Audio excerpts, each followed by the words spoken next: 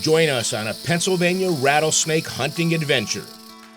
Hi everyone, I'm 𝗗𝗶𝘁𝗵𝗏 with Don Jacobs, and today we are going to go wild with DiscoverNEPA hunting snakes. Have you ever been on a snake hunt? I have never been This on a is snake another hunt. first for 𝗗𝗏𝘁𝗵𝗏. I know, lots of firsts go This wild. summer is going to be the summer of firsts. So it's not just your typical snake hunt, this is a rattlesnake hunt. Now the expert that we're with is Bob Chase. He's also a hunter instructor and he's an all-around great guy and very knowledgeable. Today we are out in Lackawanna County, northeastern Pennsylvania, and we're going to go on a venomous snake hunt. We are probably going to touch and handle snakes that normally we would not handle, just for education purposes. We brought my buddy Nate 𝗚𝗏. He's going to be out snake hunting with us. He's a good second set of eyes to watch and to make sure that everybody's safe. And Mr. Alex O'Peal is going to take us for, he's going to come join us for a walk with us. Another very familiar with the property, and he knows a lot more. He probably knows where every one of these snakes are before we even get out there today, so he's a good guy to have with us. The attire, you can use snake boots. You don't have to use snake boots. Obviously, it's safer that you use snake boots. It's better because we are going to be right in the thick of things. So walking through brush, I wear long pants. A lot of people wear shorts. You know, obviously brush, pickers, things like that. You're going to run into things like that. And what's crazy is, like, you know, you see like a lot of this is bedrock. Yeah. So like the snakes generally don't like to be on that stuff. How come? I found there's no holes. It's just solid rock. It's colder deeper under these rocks. But when you get to an area like this where you have, you know, different areas, like, you know, you see stuff like this. These are all too small for snakes to be under. Those are too small for snakes to be under. Something like this, you know, it's got a lot of dirt around it. Provides a lot of warmth from the earth. You know, we find them, they'll be sitting right alongside of it. And a lot of times they dart under that rock before we can get them. And that's exactly what happened to the first rattlesnake we saw. I'm gonna grab it.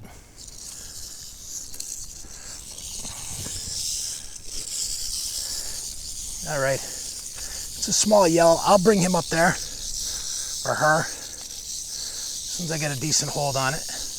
And you know what? It got away on me, just that quick. The next snake we found was a garter snake, and while Anna was holding it, Alex found us a rattler. Well, that snake right there is probably about 38, 39 inches long, and generally we wouldn't grab it.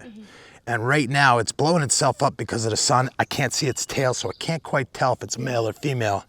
If I looked at that snake and I determined that it looked like a gravid female, I would honestly not even touch it. But for the sake of the show, what we're going to do, and for education purposes, what we're going to do is we're probably going to handle that snake unless I get it out and it looks like it's a real pregnant female, then in which case we're not going to touch it. So we're going to grab a hold of it. And that doesn't look terrible. It is a female. And as you see, it's difficult to grab. We're going to take it over here. To make the snake safer to handle, Bob works the head of the snake and half of its body into a tube. There we go. Nice job. Yep. Yep. This is what you call tubing a snake. You see it kinks up, and then we do this for safety of two reasons. And now normally, you know, let's back up a little bit so we're in the shade, because I don't want to overheat the snake, although I can feel the snake and the snake's kind of cool. Let me look for snakes while I'm here. But now you're protected. It can't strike its fangs perpendicular into this thing. It can't get its head that direction. But that is a yellow phase. Here you can feel it. Feel how smooth it is. Oh wow, I expected it to be a lot harder than that. No, I mean, wow. Now this one is probably shed out a week or two. Yeah, sure, you could touch it, Rattle. Wow, so you said when they shed, they get new ones? Like, where are they, under here? They get a new rattle right here. They form a new rattle. Oh, okay. Now this is a young snake, and how you could tell is, see how the tip is very pointed and small? This is actually a younger snake. This snake's probably, I'm gonna say maybe about 12 years old. A yellow phase rattlesnake will have a yellow head and yellow eyes. A black phase will have a black head and black eyes. But the categorization of the snakes goes by the head and eye color. Generally, when a snake's born, they're born like 9 inches long, and they'll grow 3 to 6 inches a year, depending on food source. And after they become an adult, then it's, you know, fractions of an inch a year. And what happens is a male will mature faster, like a male mature in what, like 5 years. Females take like 7 to 10 years before they mature. So you've already said you yellow phase, Yellow phase rattlesnake. right? Younger snake. Now, how do you determine male, female? All right, what we'll do here is, I'm gonna turn it this way, and we count the subcaudal scales. 20 or less is considered a female, 21 or more is considered a male. You go from the vent, generally there's a split one right by the vent, but you can't see it. Like, and we count the subcaudal scales. 1, 2, 3, 4, 5, 6, 7, 8, 9, 10, 11, 12, 13, 14, 15, 16, 17. So this is considered a female. Okay. Now, the rattles, we have 1, 2, 3, 4, 5, 6, 7, 8, 9. I lost count there. I think it's 10. 10. These last two are one rattle. The last two are 10. Some people count the button, you know, they'll say 10 and a button, but that's part of the rattle, and that causes them to interlock. Wow. But, I mean, you could feel it. It's hollow, there's nothing inside. They just simply vibrate off each other. And that's what makes the noise. I feel like everybody thinks there's something inside of them. Yeah, there's nothing inside. And, you know, I'm shaking, I can make it rattle. Next, Bob and Nate measure the snake. And I like to follow the spine. Sometimes we'll lay them down, and I'll help them, but my hand never comes off of where the tube is.